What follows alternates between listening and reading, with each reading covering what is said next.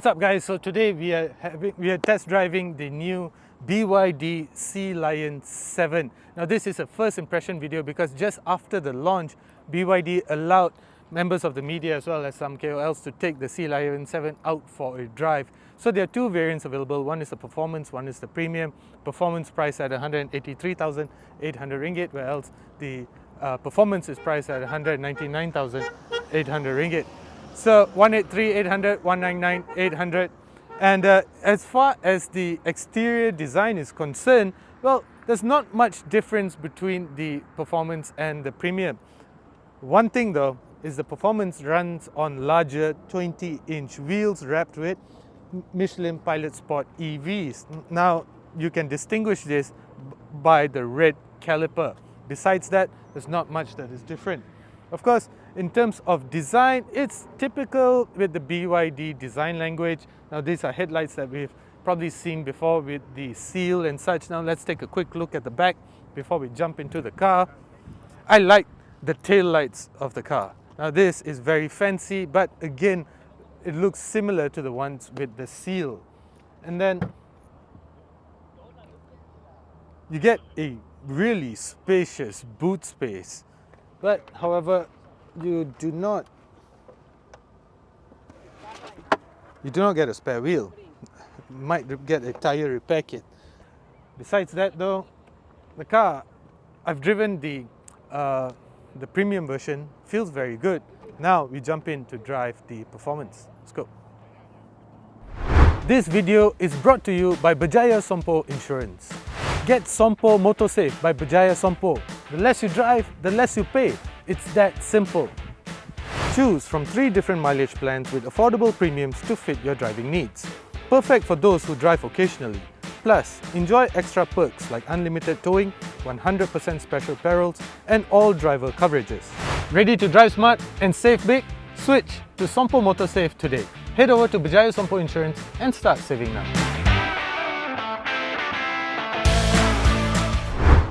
Alright, so behind the wheel of the BYD Sealion 7, newly launched today. So this is a first impression video. I'm currently seated in the premium version. It's priced at 183,800 ringgit. And then the cars are almost identical from the interior at least. From the exterior, you can tell both apart from the wheels that they use. The performance version runs on 20 inches, while the premium variant runs on 19-inch wheels. So besides that though, there's almost very little that distinguishes one from another. At 183,800 ringgit, well, we were expecting it to be priced slightly lower. But as what we have seen from BYD in the past, you can expect discounts in the future and such, as what we saw with the Atto 3 and the Seal and other variants as well. How does it feel? I think it feels good. There's no doubt that I think with all BYDs bar the Dolphin, the interior always feels like a good place to be. Gimmicky in some sense as well, because we have the rotating screen that makes a comeback in the Sealion 7 as well. The only problem that I have with this is that Apple CarPlay, when connected, only works when you have the screen in horizontal mode. So from what I've experienced before in the Atto 3, if you have the screen in vertical mode and you connect Apple CarPlay, it's automatically going to horizontal mode by itself. So, not a big deal. In terms of entertainment, you get 12 speakers in here from DIN Audio. Brilliant, of course, and you get a full panoramic roof. The seats are fantastic, I just gotta say this. And they're full leather seats, which I really appreciate in this time and age of leatherette, of seats made of recycled goods and such. At this price range, I want proper, genuine leather seats. Volvo, looking at you. Anyway, besides that, The suspension, I feel, is a little bit on the softer side, but that's okay because this is an SUV that is made for comfort, and that is something that you get when behind the wheel of the Sealion 7. And as you can hear, maybe not hear, because the refinement levels in here are top notch. Windows are double glazed, and it's just a very comfortable driving experience. Now, the premium variant is the top of the line version. You get in terms of range, right? In terms of performance, then of course you want the performance version. But with EVs, I always believe that more range is always better. But then again, distinguishing the premium from the performance is just very little range, because the premium version gets slightly over 560 kilometers, whereas the performance gets slightly over 540 kilometers on the NEDC cycle. Now, in the cycle, well, you got to give them some slack, because the real world range will probably be between 420 to 450 thereabouts. Personally, I like the way it drives. I like how comfortable it is. I like how refined it is. And I just don't have anything bad to say about this car. You get twin charge pads, and the other thing that I really appreciate about the Sealion 7 is that you get a proper full size, this looks like between 12 to 13 inches instrument cluster. Now, the ones on the Atto 3, for example, I haven't driven the M6, so I'm not quite sure about the M6. But the Atto 3 has a very small instrument cluster, which I don't quite like. But with the Sealion 7, you get a proper instrument cluster, and I appreciate that.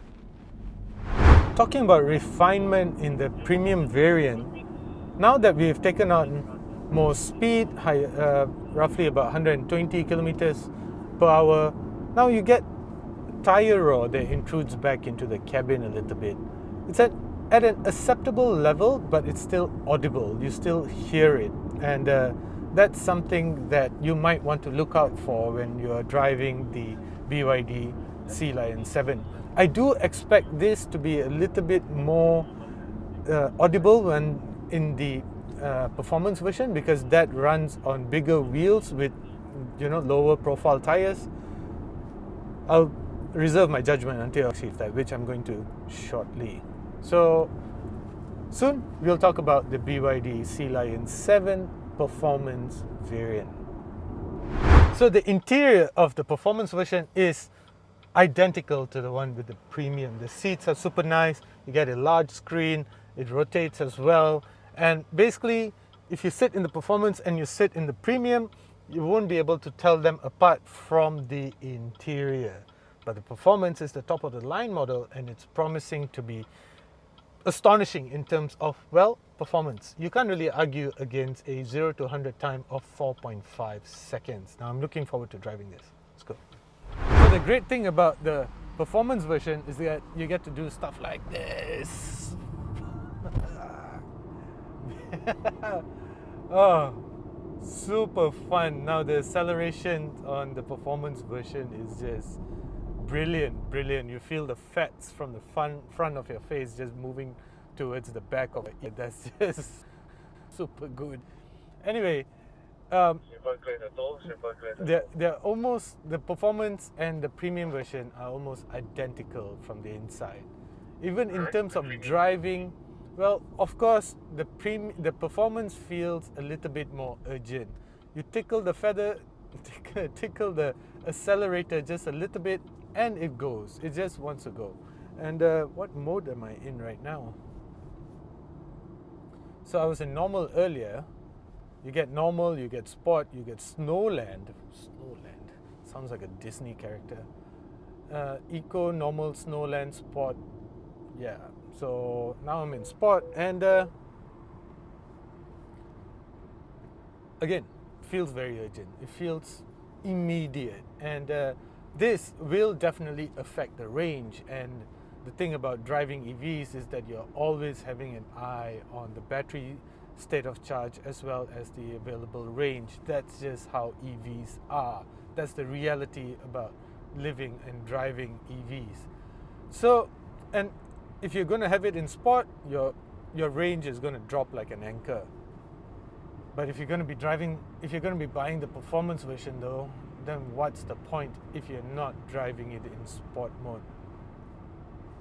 In terms of suspension, both cars feel the same, a little bit on the softer side, but as I said, it's designed for comfort.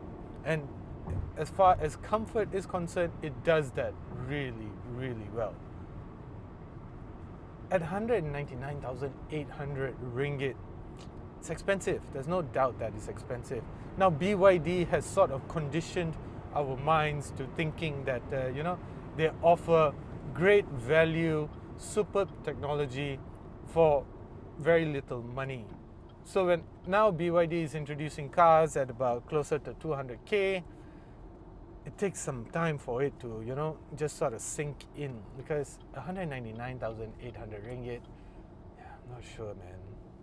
But then if you consider the competition, especially the Model Y, this seems like a steal. Now the thing about BYD Malaysia is, and the thing about EVs, it's not only BYD, EV makers, is that the price war.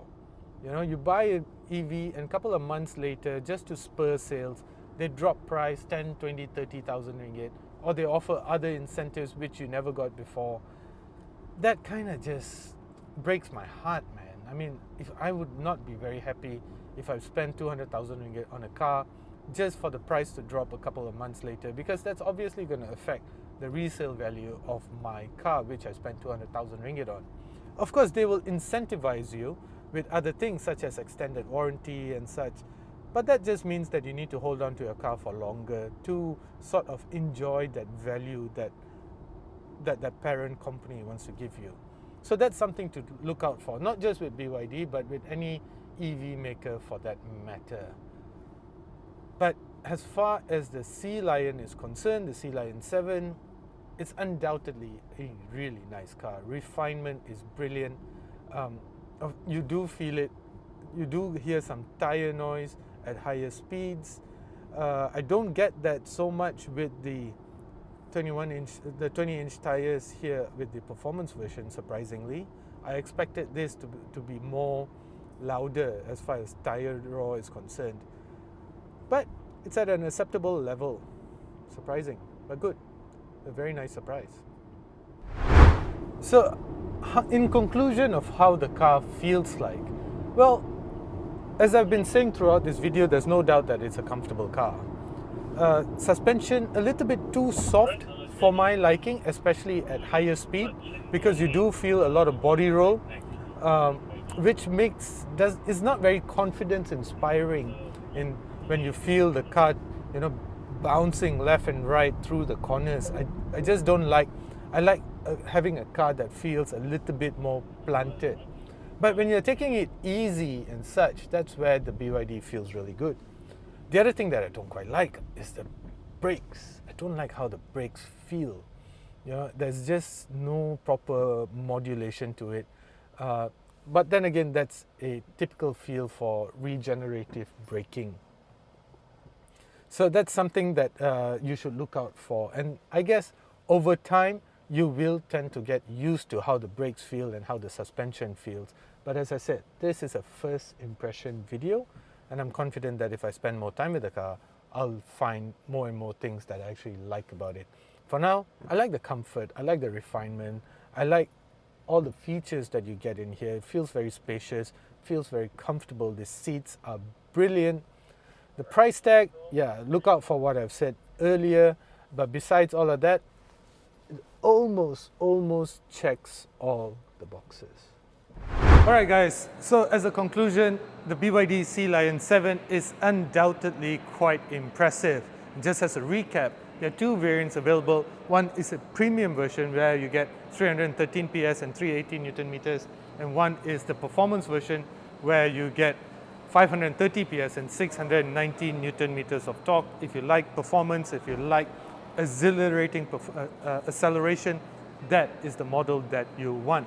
Pricing, again, for the premium, 183, 800,000, 800 ringgit, and for the performance, it costs 199,800 ringgit.